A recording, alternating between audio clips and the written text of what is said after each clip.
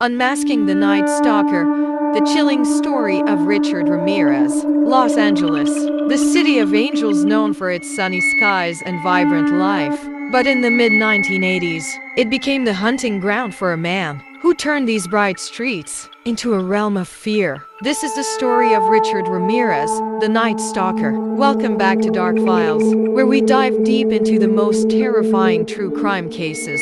Today, we'll explore the reign of terror unleashed by one of America's most infamous serial killers. From his early life to his horrifying crimes, his capture, and the lasting impact on society, this is a case you'll never forget. The making of a monster. Before Richard Ramirez became the Night Stalker, he was just a boy from El Paso, Texas, born in 1960. His childhood was anything but ordinary. His father was abusive, and his cousin, a Vietnam War veteran. By the time Ramirez moved to California in the early 1980s, he was already a drifter, a drug user, and a petty thief. But it wouldn't be long before his crimes escalated to something far darker. The Reign of Terror. On June 28, 1984, Jenny Vincow, a 79-year-old woman, was found brutally murdered in her Los Angeles apartment. Her death marked the beginning of a killing spree that would terrorize the city. Over the next year, Ramirez would break into homes, assault, murder, and terrorize his victims, leaving behind a trail of fear and confusion. His targets, anyone, from the elderly to children. No one was safe.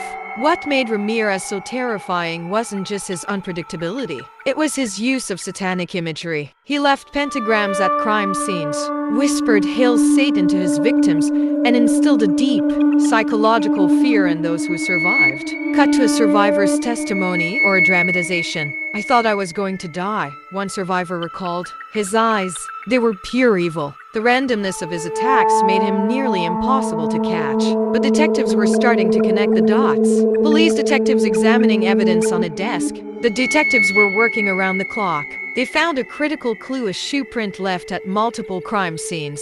It belonged to a rare pair of obvious sneakers, sold in only one store in the region. Public pressure was mounting, and media coverage intensified. Witnesses described a gaunt man with dark hair and decaying teeth. As the net closed in, Ramirez made one fatal mistake.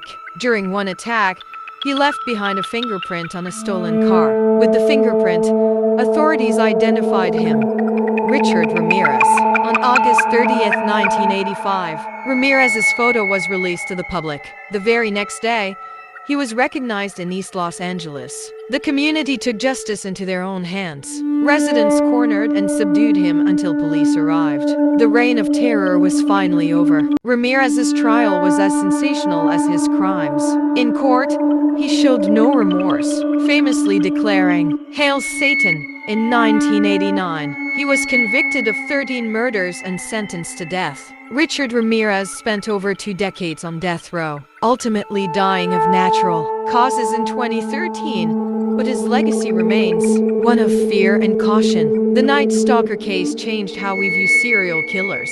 It highlighted the importance of forensic evidence and the power of a united community. Ramirez may be gone, but his story serves as a chilling reminder of the darkness that can lurk in plain sight. Thank you for joining me on this journey into the Night Stalker case. If you enjoyed this video, please like, subscribe, and let me know in the comments what case you'd like me to cover next. Remember, stay vigilant and stay safe.